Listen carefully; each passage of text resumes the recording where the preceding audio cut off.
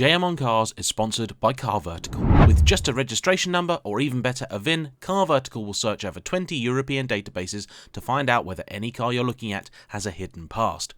They can see if a vehicle was used as a taxi, stolen, suffered fire damage, or involved in a crash, even when it wasn't written off, so could pass other checks. Car Vertical is now an essential tool in my car buying kit, putting all the information I need to know together in one easy-to-read report. Even better, if you follow the link in the description down below, you'll get 10% off. A big thank you to them for being today's sponsor. Hello everybody. As you can probably guess, I'm at that stage of my YouTube career now where I am offered cars all the time. I say yes to many, but not all. Some of them I say yes to because they are dream cars I've long wanted to experience, things like the Lamborghini Diablo. I say yes to some of them because I think they'll make interesting viewing and get me a little bit more money. Some of them I say yes to because they are bizarre, weird, near-forgotten items that I think will be of interest to everyone who watches, like, for example, the Venturi Atlantique.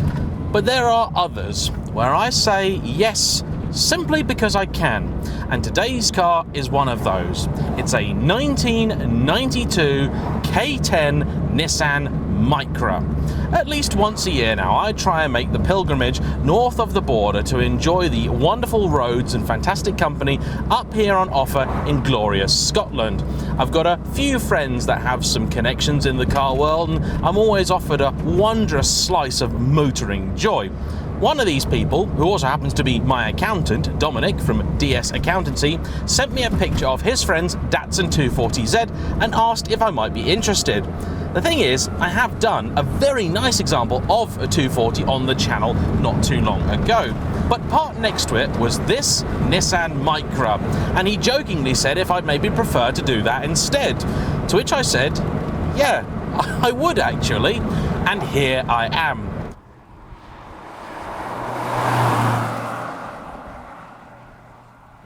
However, the beginnings of this car for its owner Mark started some time ago.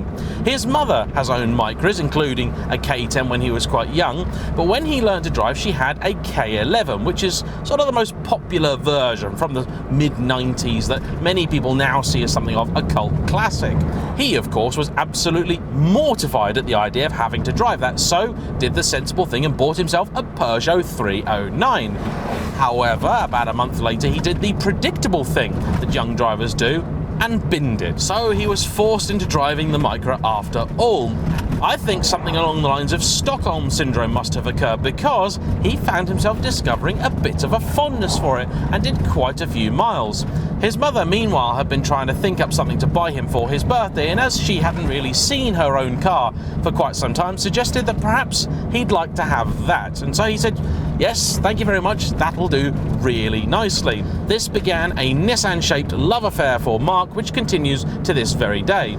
He does own a rather special looking Nissan, which is currently being restored, and hopefully when it is, will be on the channel as well. He's also got some other Japanese stuff like an MR2, but he keeps coming back to the Micra and does what many of us do. He's got a constant search running on eBay for anything cropping up that is of interest. And one day, this appeared. He looked at it and did the same thing I did when he saw the mileage. He couldn't believe it. Are you ready for this? Just over 23,000 miles on the clock. Yep, real, genuine, honest mileage, the result of it being a one-lady owner car from new. Apparently, she got to the point where she was really not wanting to drive it anymore, so it was originally going to be scrapped, if you can believe it. Luckily, though, the man who worked at the scrapyard said, please don't do that. I'm sure I can make a little bit more money out of it than what you'll get for scrap. So he gave her some money, took it, and then sold it on, at which point Mark took ownership.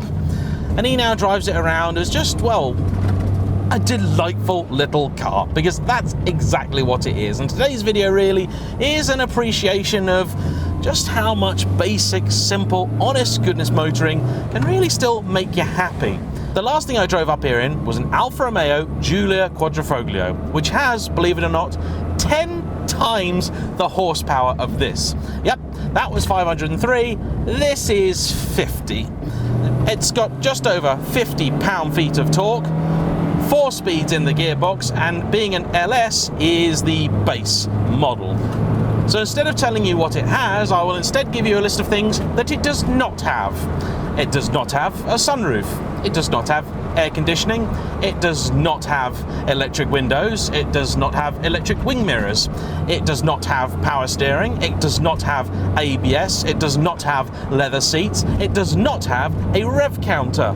It does not have airbags. It does not even have a cassette player. Strictly radio only in here, and the whine of that tasty 1 litre motor chirping away at front. Actually, the thing which chirps mostly in this car is the tyres. I've already been out in this once, and if you put even the most modest amount of pressure on this car, it will squeal its way around a bend. If you want to get past a cyclist, you do need to build up some steam, and as you may be able to hear, it's not exactly the plushest of things. These are quite lightweight. In fact, one of the early Micras was apparently only 630 kilos. This is probably a little bit more, around about 700 seems believable.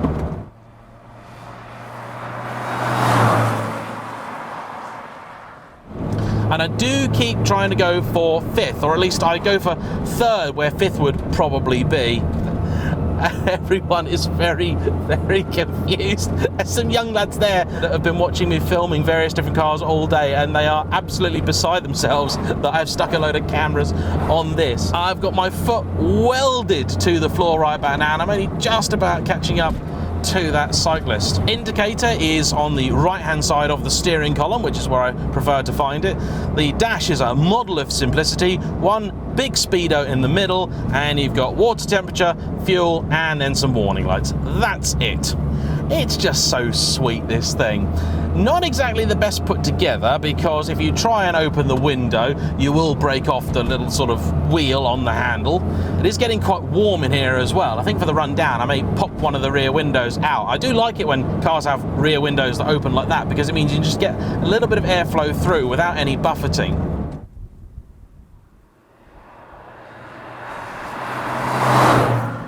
Third is by far the most useful of the 4 gears. First and second are frustratingly short. Fourth, then it just can't really pull if there's anything challenging going on. But third is really the one that you want. Visibility is absolutely superb. You're in a rectangular goldfish bowl here. Power! Steering is very light. You've probably noticed the bronze alloys on it, which are a subtle tribute to the A86, an example of which I also drove recently and really rather did enjoy. Prices of these aren't really very high at all, but being a classic, they are also a little bit all over the shop. The K10 actually is a very, very rare thing now. They were introduced in 1982. This is one of the very last examples of being a 92. And many of them just vanished because they weren't a car anyone really ever looked after. So if you want to know how much one is, go and have a look, because prices will be all over the place. In any case though, they're rarely that high. They are of course cheap to run, being a mass-produced Japanese economy car. It's been a long time since I've driven a 4-speed car. Even the Lada Riva I had to go of recently had 5 speeds in it.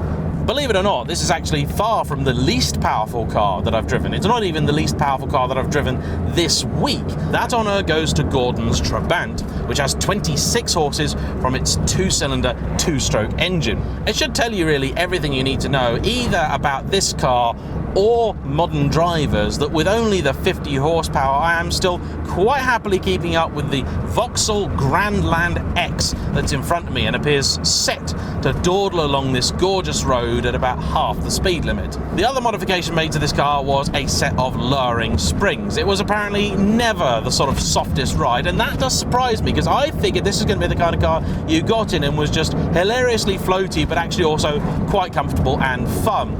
No, not the case at all. It's actually very crashy, very harsh. Steering feel is very light. There is no power assistance, but there's also very little rubber up front. The lowering springs apparently dropped this car by about 30 mil over standard, so it looks a little bit better than it did, and it apparently has a little bit more control in the handling, but not exactly a point-to-point toge bashing weapon, this.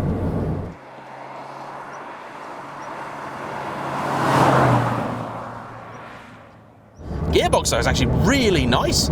Once you've worked out where the gears are, actually really quite sweet. You can heel and toe in it as well, for what little good it'll do you. And the brake pedal has a really lovely response about it as well. The colour combination is certainly an acquired taste. You have this plain white exterior, probably a no-cost option. You've got these sort of, what are they? Yeah, grey fabric seats, but most amazing of all is the choice of brown. This is vinyl, I'm quite sure, pretty confident that's not leather, and scratchy plastic here, which actually I probably shouldn't hit that hard because I'm surprised it hasn't cracked. It's a challenging setup, let's put it that way. Nowadays they consider this sort of bit of painted car on the inside a sort of funky design thing, but back then it was just a way of saving money. Humorously, you don't actually even have an adjustment in the car for that wing mirror. You've obviously got to do it manually by just leaning out of the car. That's brilliant. Right, I'm fed up with this traffic, so I am now going to turn around and give this car a bit of welly. What's the turning circle like?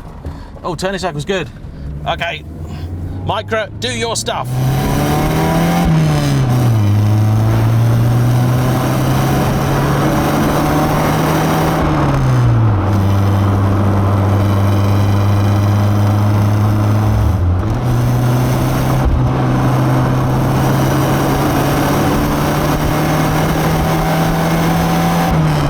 One person in here, it does seem to handle dramatically better than the two. I haven't made the tyres squeal yet, but we also haven't quite hit 50 mile an hour either, so maybe that's the tipping point.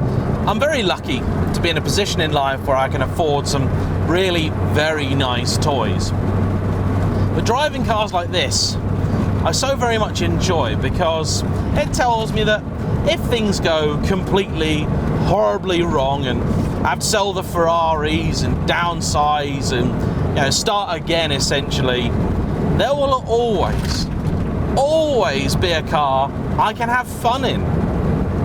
Because to me, being a petrolhead is partly about enjoying cars. Alright, it's a big part, of course, but it's also just about enjoying driving. And right here, right now, in a 1992 K10 Nissan Micra LS, I'm enjoying driving, and I'm having to do quite a bit of it.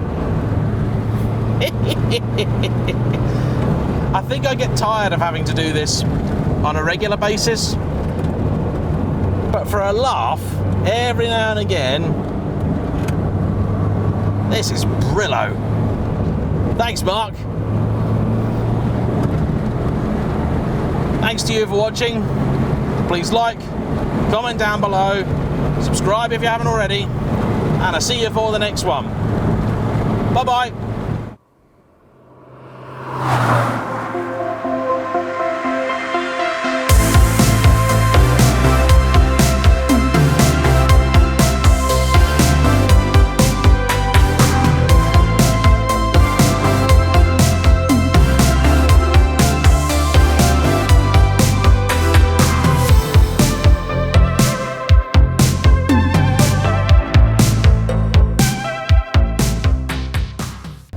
Actually, the brakes are quite good.